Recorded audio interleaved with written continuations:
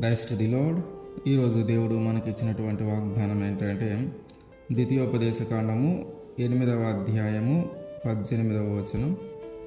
మీరు భాగ్యము సంపాదించుకున్నటకై మీకు సామర్థ్యము కలుగజేయువాడు ఆయనే. ఆమేన్. మనము కలిగి ఉన్న ప్రతిదీ దేవుని ద్వారానే కలిగి ఉన్నాం. మనం పొందుకున్న ప్రతిదీ దేవుని ద్వారానే మనం పొందుకున్నాం. మనం ఏదైతే ఇప్పుడు కలిగి ఉన్నామో అది అంతా దేవుడు ఇచ్చినదే. మనము ఉదయం లేచిన దగ్గర నుంచి రాత్రి పడుకునే వరకు ఏదో ఒకటి సాధించాలని, ఏదో ఒకటి పొందుకోవాలని, ఏదో ఒక దాంట్లో సక్సెస్ అవ్వాలని మనము కష్టపడుతూ ఉంటాం. మనం ఆశించిన రీతిగానే కొన్నిసార్లు మనం సక్సెస్ అవుతాం. మనం ఆశించిన రీతిగానే విజయాన్ని సాధిస్తాం. మనం కోరుకున్న రీతిగానే దాన్ని పొందుకుంటాం. అయితే పొందుకొనిన తర్వాత, మనం సక్సెస్ అయిన తర్వాత, మనము సాధించిన తర్వాత మనం ఏమనుకుంటూ ఉంటామంటే ఇది నా బలము ద్వారా నేను సాధించగలిగాను, ఇది నా తెలివి ద్వారా నేను సాధించగలిగాను, ఇది నా జ్ఞానము ద్వారా నేను సాధించగలిగాను అని కొన్నిసార్లు కొంచెం గర్వం వస్తుంది మనలో. మనము కలిగి ఉన్న స్థాయిని బట్టి, మనం పొందిన విజయాన్ని బట్టి, మనము సాధించినటువంటి ఆ గొప్ప లక్ష్యాన్ని బట్టి మనలో కొద్దిపాటి గర్వం కలుగుతూ ఉంటుంది. ఇది నా తెలివిని బట్టి, నా జ్ఞానాన్ని బట్టి, నా బలాన్ని బట్టి నేను కాబట్టి సాధించగలిగాను అనే ఒక చిన్నపాటి గర్వం మనలో వస్తుంది. అయితే దేవుడు అంటున్నాడు, నువ్వు అంత భాగ్యాన్ని సంపాదించుకోవటానికి కారణం ఏంటంటే, నువ్వు ఆ విజయాన్ని సాధించడానికి కారణం ఏంటంటే, నువ్వు దాన్ని పొందుకోవటానికి కారణం ఏంటంటే, అది కష్టమైనా నువ్వు పొందుకోగలిగావంటే, నువ్వు సాధించగలిగావంటే దానికి కారణం ఏంటంటే, నేను నీకు ఇచ్చిన ఆ జ్ఞానము, నేను నీకు సామర్థ్యాన్ని ఇచ్చా, నేను నీకు తెలివినిచ్చా, నేను నీకు జ్ఞానాన్ని ఇచ్చా, నేను నీకు బలాన్ని ఇచ్చా. నేనిచ్చిన తెలివితో, నేనిచ్చిన జ్ఞానంతో, నేనిచ్చిన బలముతో, నేనిచ్చిన సామర్థ్యంతోనే నువ్వు దాన్ని సాధించగలిగావు అని దేవుడు అంటున్నాడు. మనమేమనుకుంటున్నాం? మన తెలివి, మన జ్ఞానము, మన బలం అని మనం అనుకుంటున్నాం.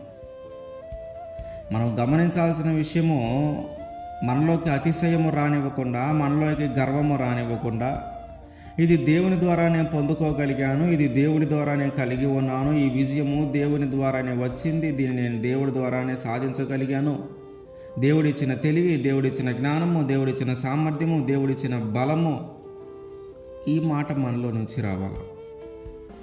ఇశ్రాయేలు ప్రజలతో మోషే గారు మాట్లాడుతూ ఉన్నారు.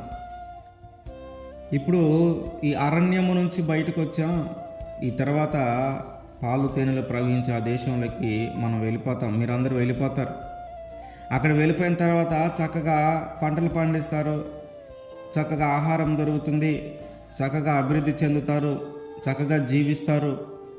అయితే మీరు చక్కగా ఫలించి అభివృద్ధి పొందినప్పుడు, మీరు చక్కగా పంటను సంపాదించినప్పుడు, పంటను పండించినప్పుడు, దాన్ని సంపాదించుకున్నప్పుడు మీరు అతిశయించొద్దు, మీరు గర్వపడొద్దు, మీరు గర్వపడకుండా ఉండండి.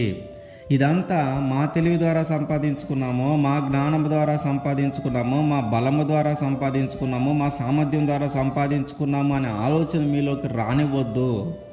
మాకు ఏమిచ్చినా, మేమేమి కలిగి ఉన్నా, మేమేం పొందుకున్నా, మేము ఎలా అభివృద్ధి చెందినా, మేమేం సాధించినా దానికంతటికి కారణము దేవుడు మనకిచ్చిన సామర్థ్యమే.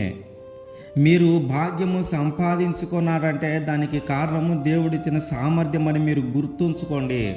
దేవుడిచ్చిన సామర్థ్యాన్ని బట్టే మీరు అది చేయగలిగారని గుర్తుంచుకోండి.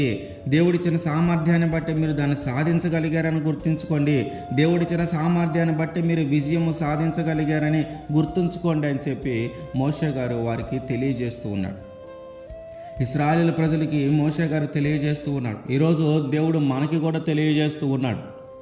నువ్వు ఈరోజు ఒక స్థానంలో ఉన్నావంటే, ఒక మంచి వ్యాపారంలో ఉన్నావంటే, ఒక మంచి ఉద్యోగంలో ఉన్నావంటే, ఒక మంచి స్థానంలో ఉన్నామంటే అది దేవుడిచ్చిన భాగ్యము.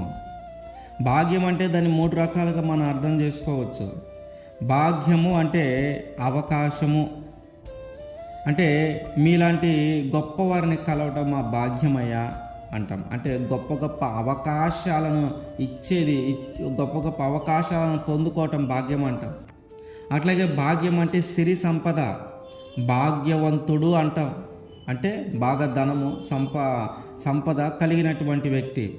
అట్లాగే భాగ్యము అంటే అదృష్టం.